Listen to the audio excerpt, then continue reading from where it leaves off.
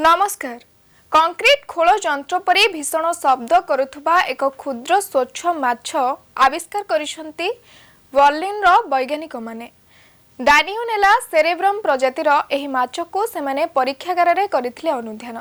जणा पड़िछि जे उक्त माछ देहरे थिबा एक भासमान थली पिटी होई सेथिरु निर्गत होउथुबा एक शक्त तरंग ही करिथाय एपरी तीव्र शब्द। उक्त माछ 140 डेसिबल तीव्रतार शब्द सृष्टि करे, जहाँ बंधुकरे गुली फुटिबा शब्द सह समान। जणा पड़िछि जे 12 मिलीमीटर लंब विशिष्ट एही क्षुद्र माछटी निज आकारर प्रजातिंक भितरे सबुठु गर्जनशील। साधारणतः स्थल भागरे विचरण करुथबा जीवमानकर शरीर आकार अनुपातरे सेमानकर गर्जन होइथाय अधिक तीव्र। मात्र जलचरंक क्षेत्र में देखिबाकू मिलिछि एहार विपरीत। आउ एक गर्जनशील क्षुद्र जलचर हेउछि पिस्तल चिंगुड़ी, जे शिकार कला बेले 200 डेसिबल तीव्रतार छाड़ी थाए शब्द।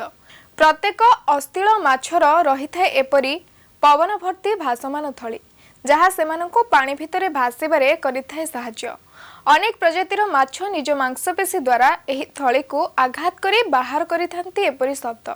मात्र डानियोनेलार थलीरु एक जटिल प्रक्रिया रे बाहरी थाए एपरी भीषण गर्जन।